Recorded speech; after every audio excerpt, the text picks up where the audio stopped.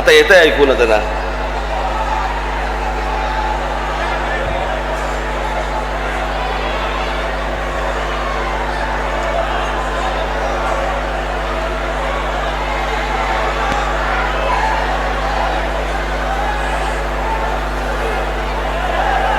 मुंबईतनं घरातून निघालो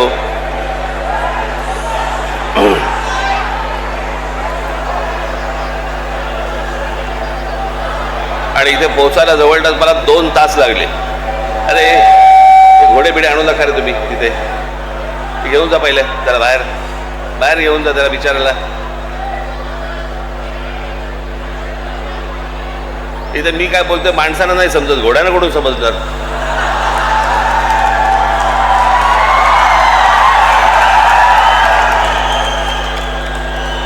त्या बिचा एक त्याला जागा करून त्या बिचाराला, उगाच कुठेतरी गर्दीमध्ये काहीतरी घेऊन येतात.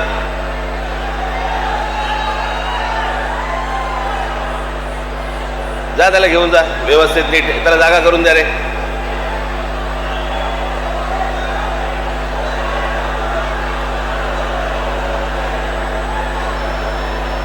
त्याला व्यवस्थित जागा करून द्या सगळ्यांनी जायला.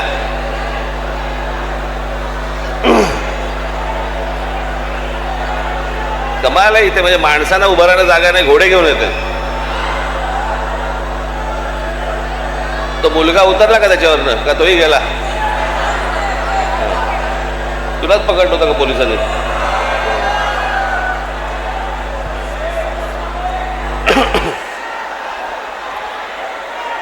अरे त्याला जागा करून द्या जरा नीट व्यवस्थित.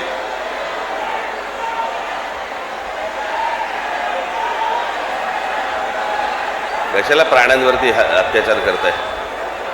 ए तुझा झेंडा हलवणं थांबव, बंद करते, बंद करा आता. मी आता बोलायचंय का तुम्हाला बोलायचंय?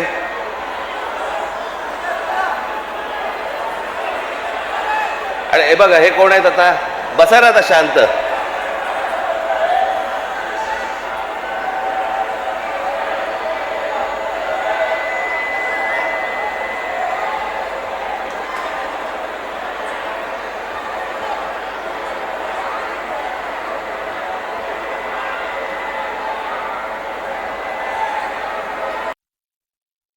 आहात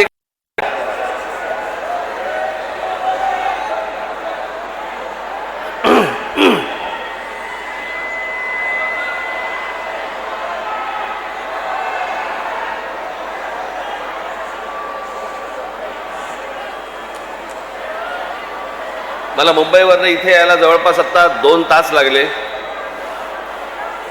आणि मी दरवेळेला मी आपल्या लोकांना नेहमी सांगत असतो की मध्ये वाटेमध्ये स्वागत ठेवू नका. त्या स्वागतामुळे तो ट्रॅफिक जॅम होऊन बसतो आणि मग ट्रॅफिकमुळे मला यायला त्रास होतो.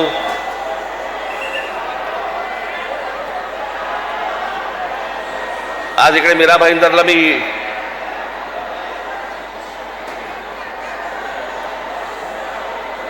मुद्दामून आलो.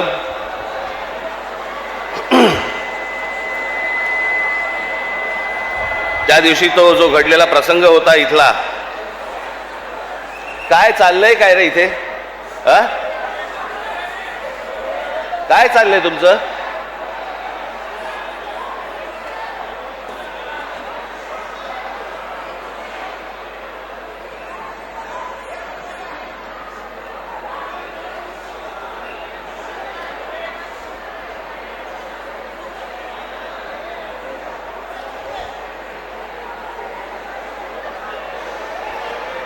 आता जागा नाही तर कुठे पुढे कुठे येणार तुम्ही?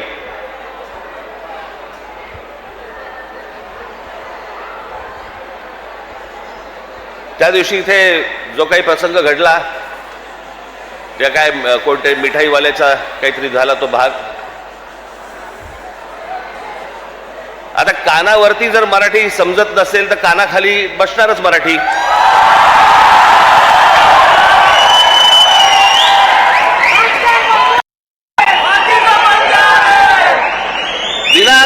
विनाकारण काहीतरी काढत असतात. साधा छोटा प्रसंग होता तो.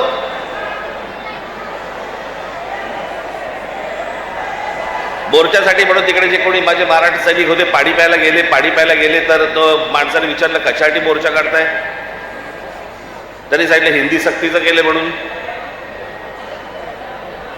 म्हणे इथे तर म्हणे हिंदीतच बोलतात म्हणे, हे सगळं हिंदीमध्ये चालू होतं. त्याच्यामध्ये त्या माणसाच्या अरेरावीमुळे त्याच्याची काय कानफडीत बसायची ती बसली.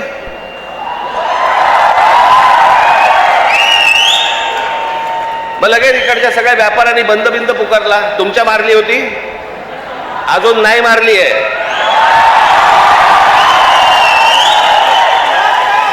विषय समजून न घेता काय झालंय माहिती नसताना कुठच्या तरी राजकीय पक्षाच्या दबावाखाली येऊन जर तुम्ही हे असले बंद करणार असाल, तुम्हाला काय वाटलं मराठी व्यापारी नाहीयेत?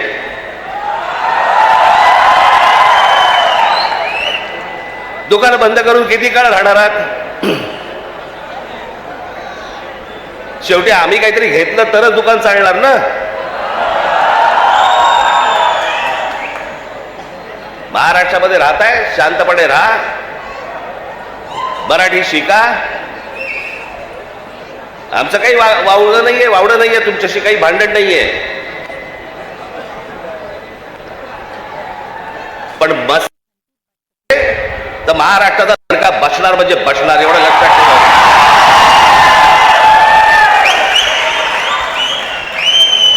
तर काय विषय होता? पहिली ते 5वी राज्य सरकारने म्हणे हिंदी कंपल्सरी, म्हणे हिंदी भाषा शिकलीच पाहिजे. त्याच्यावरनं खरं तर हे सगळं सुरू झालं.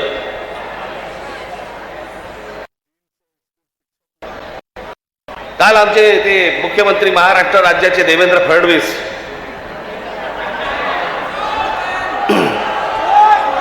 त्यांनी काल सांगितलं म्हणे तिसरी हिंदी भाषा आम्ही सक्तीची करणार म्हणजे करणार. आता राज्य सरकारला जर आत्महत्याच करायची असेल तर त्यांनी बेशक करावी.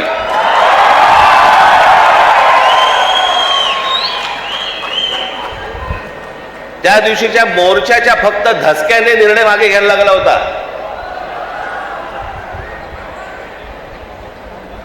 फडणवीसजी तुम्ही सांगताय ना की तिसरी भाषा आम्ही सक्तीची आणणार म्हणजे आणणार. मी आत्ता आपल्याला सांगतो, महाराष्ट्रात 1ली ते 5वी हिंदी आणायचा आपण प्रयत्न तर फक्त करून बघा.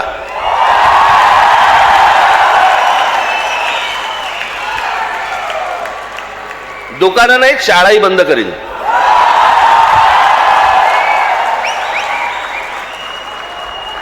महाराष्ट्र राज्याचा मुख्यमंत्री हिंदीसाठी भांडतोय, मराठीसाठी, मराठी सक्तीची. इतर ज्या बाकीच्या शाळा आहेत याच्यामध्ये तुम्ही आज मराठी आणली पाहिजेत, सक्तीची केली पाहिजेत. ते सोडून तुम्ही हिंदी सक्तीची करण्याच्या मागे लागलेला कोणाच्या दबावासाठी? कोण दबाव टाकते तुमच्यावरती?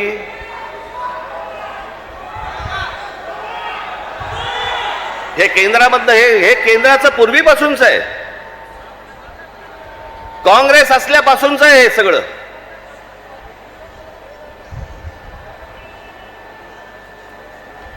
मुंबईसह संयुक्त महाराष्ट्र जो झाला त्याचा जो लढा होता, इतका प्रचंड मोठा लढा, ही मुंबई महाराष्ट्रापासून बाजूला करण्याचा डाव होता. तो कोणाचा होता? काही गुजराती व्यापाऱ्यांचा होता आणि काही गुजराती नेत्यांचा होता. मी एकदा पुस्तक वाचत असताना, आचार्य आस्त्रेंचं पुस्तक वाचत असताना मला कोणाचा होता? काही गुजराती व्यापाऱ्यांचा होता आणि काही गुजराती नेत्यांचा होता. मी एकदा पुस्तक वाचत असताना, आचार्य आस्त्रेंचं पुस्तक वाचत असताना मला धक्का बसला की मुंबई महाराष्ट्राला मिळू नये याच्यासाठीचं पहिलं जे बोललं गेलं ते कोणाकडनं बोललं गेलं? वल्लभभाई पटेलांनी सांगितलं की मुंबई महाराष्ट्राला देऊ नका म्हणून. वल्लभभाई पटेलांनी, ज्यांना आजपर्यंत आम्ही लोह पुरुष म्हणून मानत आलो, या देशाचे गृहमंत्री, आम्ही त्याच्याकडे आदराने आजपर्यंत पाहत आलो. तुम्ही महाराष्ट्राला विरोध केलात.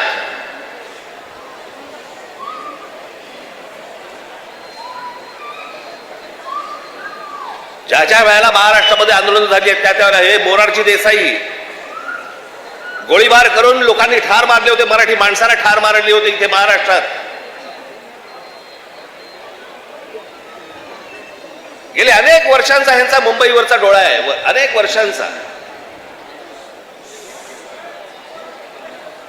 हे सहज नाही होते सगळ्या गोष्टी.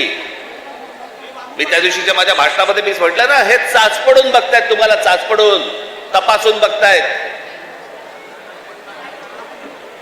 की हिंदी भाषा आणली, बघू महाराष्ट्र विरोध करतोय का, बघू मराठी माणूस पेटतोय का, बघू मराठी माणूस जिवंत आहे का. आणि तो जर शांत दिसला तर हिंदी भाषा आणणं ही त्यांची पहिली पायरी असेल. आणि हळूहळू हळूहळू हळूहळू या सगळ्या गोष्टी करून मुंबई ताब्यामध्ये घ्यायची आणि ती गुजरातला मिळवायची, हे ह्यांचं स्वप्न आहे.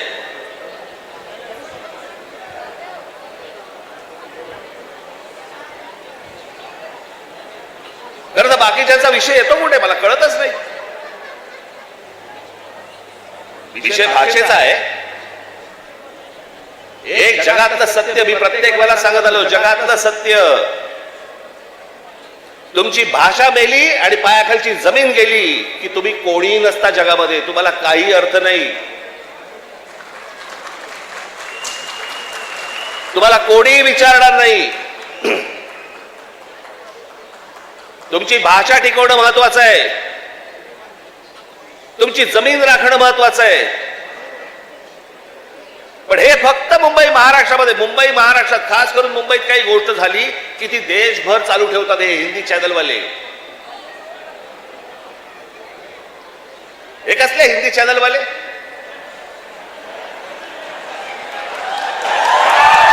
हे खरं तर या सत्ताधाऱ्यांच्या चपलेखालची ढेकणं आहे ती.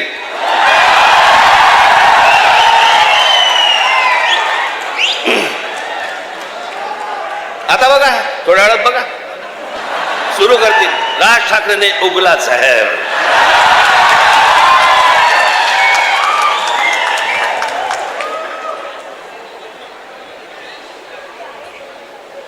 फक्त मुंबईत काही झालं, महाराष्ट्रात काही झालं तर हे सगळे हिंदी चॅनलवाले जाणून बुजून कोणाच्या तरी सांगण्यावरून, कधीतरी स्वतःच्या मनातून, स्वतःच्या रागातून हे पेटून उठतात.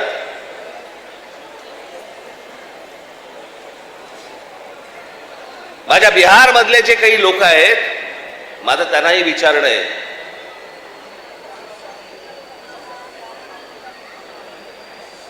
की इथे मी आता आणलंय, इथे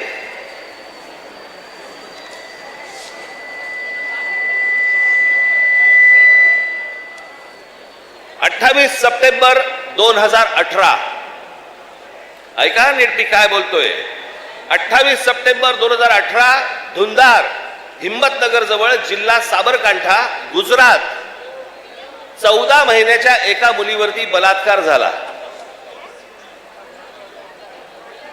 ती मारहाण, त्याच्यानंतर बिहारी लोकांना गुजरातमध्ये मारहाण केली आणि जवळपास मारहाण करून 20,000 लोकांना गुजरातमधनं बिहाऱ्यांना हाकलून दिले, बाहेर काढले. झाल्या का बातम्या?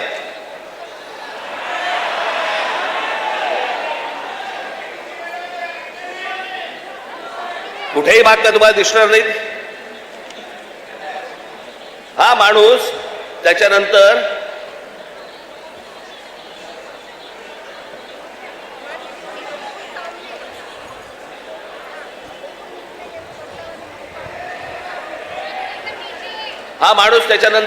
याने भारतीय जनता पक्षामध्ये प्रवेश केला, त्याला तिकीट दिलं गेलं आणि तो आमदार देखील झाला. म्हणजे यांच्या राज्यामध्ये हे वाटेल ते करणार, बाहेरच्या राज्यांमधली लोक आतमध्ये घेणार नाहीत, त्यांना मारणार, हाकलून देणार. 10-20 आत्ता परत झालं, आत्ता परत गुजरातमध्ये झालं आणि बिहारी लोकांना गुजरातच्या बाहेर काढलं. झाल्या बातम्या? नाही झाल्या. इथे एका मिठाईवाल्याच्या कानफडीत बसल्यावरती देशाची बातमी घडते, देशाची.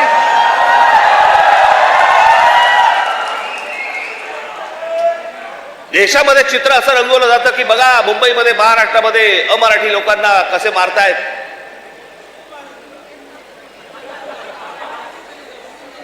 हे काय प्रकारचं राजकारण सुरू आहे देशामध्ये आपण लक्षात घ्या.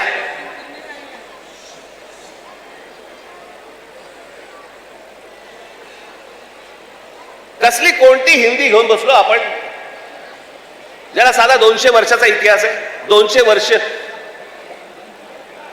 मराठी भाषेला 2,500 ते 3,000 वर्षांचा इतिहास आहे.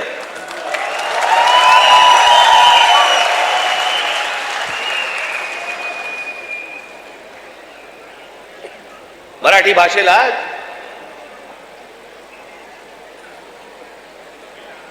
अभिजात भाषेचा दर्जा मिळाला.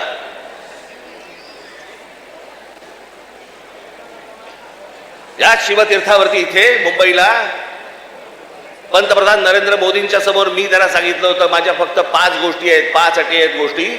त्यातली एक पहिली, मराठीला अभिजात भाषेचा दर्जा तुम्ही द्या. पंतप्रधान झाल्या दर्जा दिलाय. वर्ष झालं 1 रुपया नाही आलाय. हिंदी भाषेला म्हणजे गंमत बघा, एखाद्या भाषेला जर समजा अभिजात भाषेचा दर्जा द्यायचा असेल तर त्याला कमीत कमी 1400 वर्ष जुनी ती भाषा पाहिजे. बरोबर? ही अट आहे कमीत कमी. म्हणजे हिंदीला अभिजात भाषेचा दर्जा मिळायला अजून 1200 वर्ष आहेत. 1200 वर्ष आहेत. आणि ती भाषा तुम्ही आमच्या लहान मुलांवरती आणि आमच्यावरती लादणार. हिंदी या भाषेमुळे हिंदी चित्रपट सृष्टीतल्या नटनट्यांचं भलं झालं, ह्याच्या पलीकडे कोणाचं भलं झालं जरा सांगा मला. साधी गोष्ट आपण पकडूया की उत्तर प्रदेश, बिहार, मध्य प्रदेश, राजस्थान इथे हिंदी बोलली जाते. मग हे लोक उठतात आणि महाराष्ट्रामध्ये नोकरीसाठी काय येतात?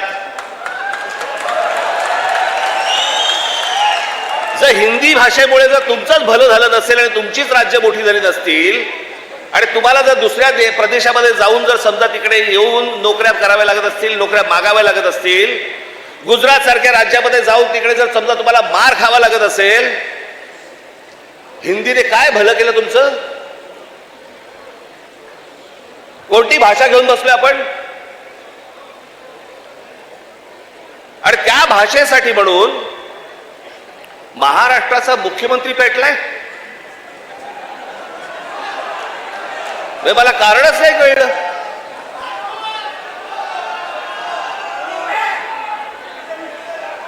मी तुम्हाला साधी गोष्ट सांगतो, हिंदी ही या देशात कोणाचीही मातृभाषा नाही. हे पहिल्यांदा सर्वांनी लक्षात घ्या. ज्याची काल परवाकडे कालफडीत मारली ना त्याला विचार तुझी मातृभाषा कुठची?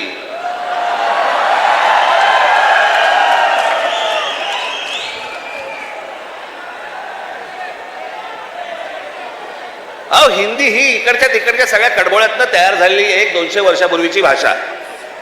बाकीच्या सगळ्या केवढ्या जुन्या भाषा आहेत. उत्तर प्रदेश, बिहारला आता समजलं पाहिजे, राजस्थानला आता समजलं पाहिजे. मी आता एक आणलं इथे उदाहरणार्थ बघा. हिंदी या भाषेमुळे हिंदीने किती भाषा मारल्या तर जवळपास 250च्या आसपास भाषा मारून टाकल्या.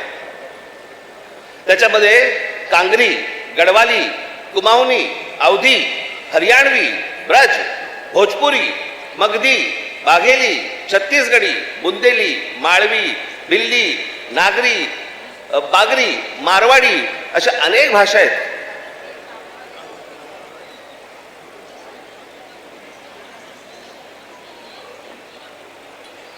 आता बिहारमध्ये ज्यांनी पहिली हिंदी ही भाषा स्वीकारली तिथे आजही 99% लोक मातृभाषा बोलतात, हिंदी बोलत नाही. म्हणजे अशा तर मी तुम्हाला सांगतो,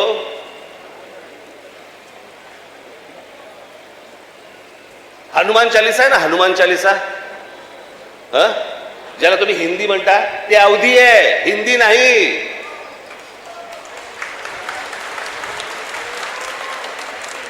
पहिल्यांदा भाषा आपण नीट समजून घेतली पाहिजे. मराठी भाषेचा आपण इतिहास नीट एकदा समजून घेतला पाहिजे. पण ह्यांना भाषेवरती यांचं प्रेम नाहीये. माझं तर सगळ्या भाषांवरती प्रेम आहे. माझा तर दावा कदाचित चुकीचा नसावा, परंतु महाराष्ट्रामधले जेवढे काही नेते आहेत त्या सगळ्यांपेक्षा हिंदी माझं बरं आहे. आणि याचं कारण माझे वडील.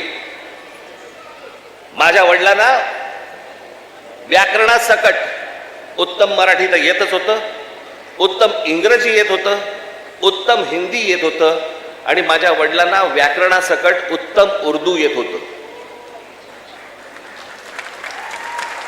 भाषा कोणतीही वाईट नसते, कधीच वाईट नसते. जगातली कुठचीही भाषा वाईट नसते. हिंदी ही काही वाईट भाषा नव्हे. आमच्यावर लादणार असाल, नाही बोलणार जा.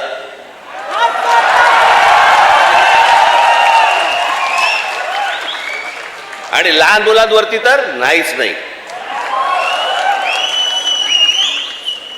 काही विषयच येत नाही या गोष्टींचा. यांचं राजकारण काय चालू आहे ते पहिलं बघा तुम्ही. हे या सगळ्या गोष्टी मी तुम्हाला आत्ताच सांगतोय. मी माझ्या पत्रामध्ये पण दिलं होतं, आम्ही हिंदू आहोत, हिंदी नव्हे.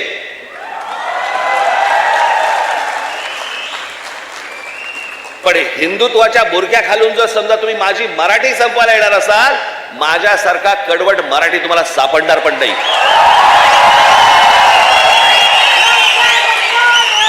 हिम्मत असेल तर हात लावून दाखवा तुम्ही. आणि हे सगळं षडयंत्र तुम्ही नीट समजून घेतलं पाहिजे. षडयंत्र. मुंबईला जर हात लावायचा असेल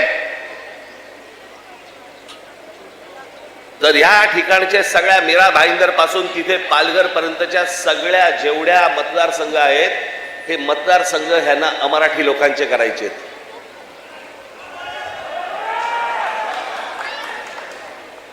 मी गेले 20 वर्ष मी ओरडून बोंबलून सांगतोय, ही नुसती माणसं येत नाही आहेत.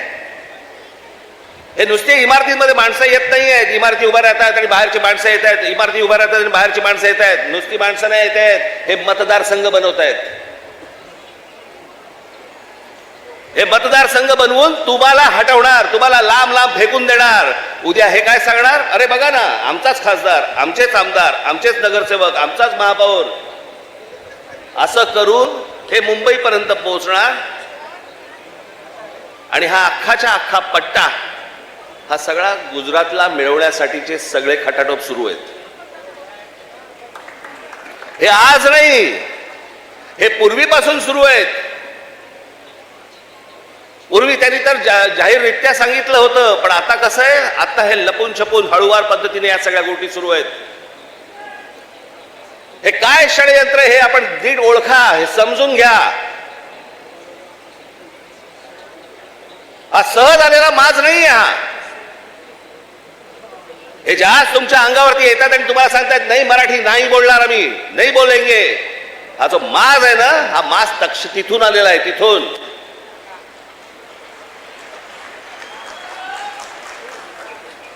आज तुमच्याकडे काही लंब चौडं भाषण करण्यासाठी नाही आलो. मी खरं तर आज शाखेच्या उद्घाटनाला आलो होतो. मला अविनाशने मला सांगितलं की साहेब तिकडे येणारच आहात तर एक छोटी सभा आपण घेऊन टाकू. पण मला तुम्हाला जे सांगायचंय ते हे सांगायचंय की तुम्ही सतर्क असले पाहिजेत. आज काहीतरी प्रकरण उसळलं आणि आज काहीतरी उघडलं म्हणून आज आम्ही जागे व्हायचं, उद्या त्याच्यानंतर आम्ही झोपून जायचं आणि मग बाकीचं सगळं पोखरलं जातंय. भुसभुशीत जमीन असते ना, घुशी तिकडे होतात, खडकामध्ये घुशी नाही होत. तुम्ही खडकासारखे कडक असले पाहिजेत. महाराष्ट्राची तुम्ही भक्कमपणे बाजू उभी केली पाहिजे. महाराष्ट्र काय हा तुम्ही समजून घेतला पाहिजेत. मी जे सतत तुम्हाला जे सांगत असतो ना, 1400 वर्ष राज्य केलेला हा महाराष्ट्र या प्रांतावरती. मी अनेकदा बोलत आलो, तुम्हाला सांगत आलो की ह्याला पर्शियन लोक ह्याला हिंद प्रांत म्हणत. छत्रपती शिवाजी महाराजांची घोषणा पण काय होती? हे हिंदवी स्वराज्य व्हावे ही नव्हती, हे हिंदवी स्वराज्य व्हावे ही होती. या हिंद प्रांतावरती आमची सत्ता असावी. हा संपूर्ण हिंद प्रांत आमच्या हातामध्ये असावा. बाहेरच्यांनी येऊन आमच्यावरती इथे सरकार स्थापन नाही करायची. आम्ही कोणी गुलाम नाही आहोत. या प्रांतावरतीचा अधिकार कोणाचा असेल तर तो आमचा आहे. आणि 125 वर्ष या मराठेशाहीने जे राज्य केलं, ज्याला आपण म्हणतो ना आटके पार आम्ही झेंडे फडकवले. आटके पार झेंडे फडकवले म्हणजे काय? आजही मला असं वाटतं पाकिस्तानच्या वायुव्याला नैऋत्यला तो अटक नावाचा किल्ला आहे, त्या किल्ल्यावरती भगवा ध्वज फडकला. ते अटक किल्ला, तो अटके पार झेंडे फडकवले आम्ही. तिथपर्यंत पोहोचले होते मराठे. तो महाराष्ट्र हतबल आहे. तो महाराष्ट्र यांच्यासमोर हात पसरतोय. आम्ही भिका मागायच्या आम्हाला न्याय द्या म्हणून. तुम्ही या महाराष्ट्राचे राजे, तुम्ही या महाराष्ट्राचे मालक. बाकीची माणसं बाहेरून आली, ती तुमच्यावरती रुबाब करणार आणि आम्ही हतबलतेने त्यांच्यासमोर बोलणार, अरे नाही नाही भाई साहब ऐसा मत. का?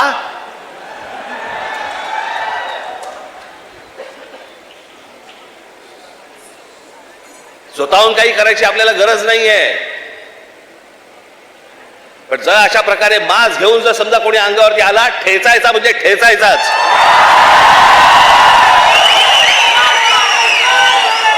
त्या दिवशी तो कोणतरी भारतीय जनता पक्षाचा एक खासदार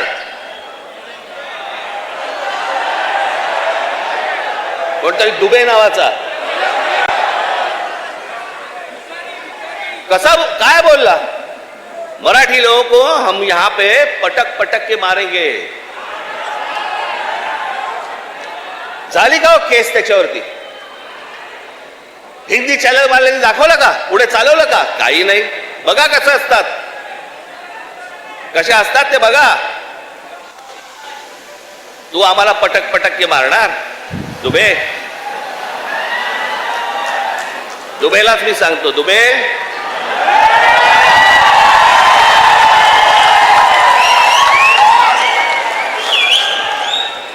तुम मुंबई में आ जाओ.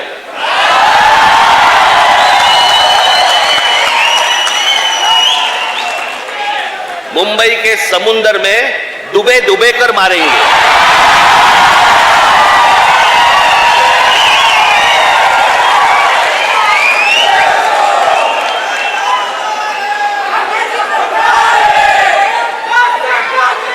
त्याला हिम्मत होते बघा कशी. तुम्ही जर काही बोललात तर त्याची राष्ट्रीय बातमी होते. तुम्ही जर कुठची अमराठी माणसाबद्दल काही गोष्ट बोललात तर ती राष्ट्रीय बातमी. पण हे ज्या वेळेला बोलतात त्यावेळेला त्यांना माहिती असतं सरकार आमच्या मागे आहे.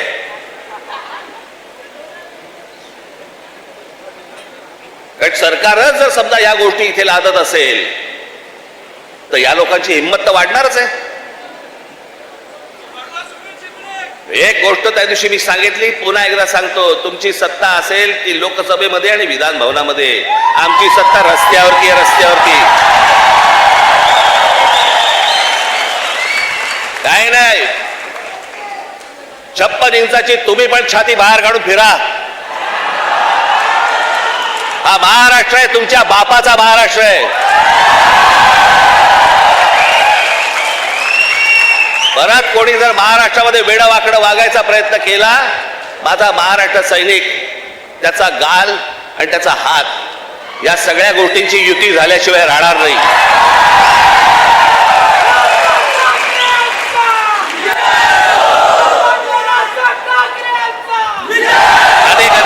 अनेक ते आता सरकारी पत्रकार असतात, काही बेरोजगार पत्रकार असतात.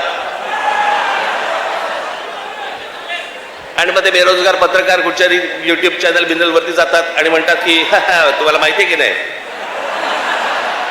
ही फडणवीसांनी लिहिलेली स्क्रिप्ट आहे. हा कोणता स्क्रिप्ट रायटर आहे मला अजूनपर्यंत कळलेला नाही, जो स्वतःचा अपमान पण त्याच्यामध्ये लिहितो.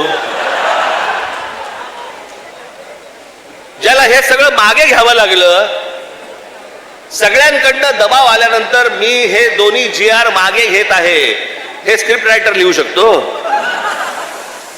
पण हे काय चालू आहे? हे तुमच्या मनात काहीतरी विष घालवणं सुरू आहे की हे बघा, हे आतून सगळे एक येतं, बघा हे सगळं असं सगळं सुरू आहे. कशाचाही संबंध नाही आहे. कोणाशी माझी मैत्री असो, दुश्मनी असो, काहीही असो, एक गोष्ट निश्चित सांगतो, महाराष्ट्राच्या बाबतीत, मराठी माणसाच्या बाबतीत आणि मराठी भाषेच्या बाबतीत राज ठाकरे कोणाशी तडजोड करणार नाही. याच्या आधीही केली नाही, आत्ताही केली नाही आणि पुढेही करणार नाही. मला असं वाटतं तुम्ही देखील त्याच पद्धतीने महाराष्ट्रामध्ये राहिलं पाहिजे, जगलं पाहिजे, वावरलं पाहिजे.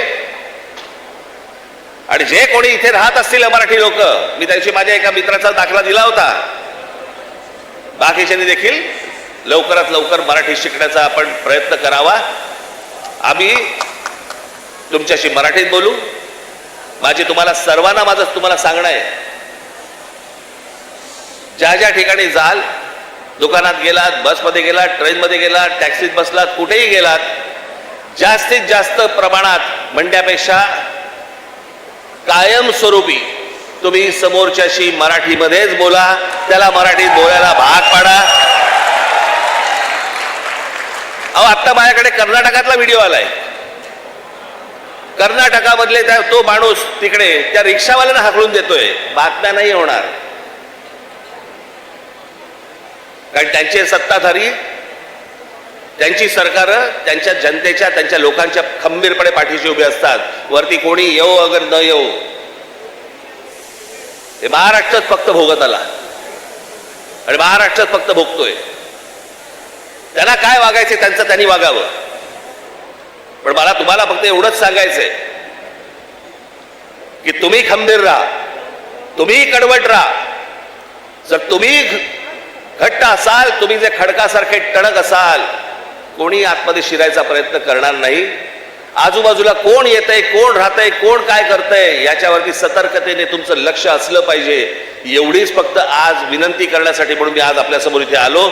आपण सगळेजण इतक्या मोठ्या संख्येने आलात, आपल्याला सर्वांना धन्यवाद देतो.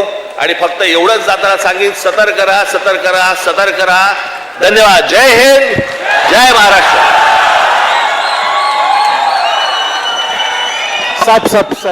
मनसे अध्यक्ष राज ठाकरे यांनी मीरा भाईंदरमध्ये ही सभा घेतलेली होती आणि या सभेमध्ये पुन्हा एकदा त्यांनी मराठी अस्मितेचा हुंकार भरलेला आहे. पुन्हा एकदा त्यांनी मराठी अस्मितेला फुंकर मारलेली आहे. महाराष्ट्राच्या मराठी माणसाच्या हिताच्या आड येणाऱ्या कुणाशीही तडजोड नाही अशा स्वरूपाची भूमिका त्यांनी मांडली आहे. आगरी कोळी समाजातील काही महिला आपल्याला भेटायला आलेल्या आहेत. मी विनंती करेन की त्या महिलांनी पुढे यावं. 2 मिनिटं. त्या मीरा भाईंदरच्या आगरी कोळी समाजाच्या महिला आल्यात, त्या पक्षाने पुढे यावं. सर, त्या आगरी कोळी समाजाच्या महिला तुम्हाला भेटायला आल्यात.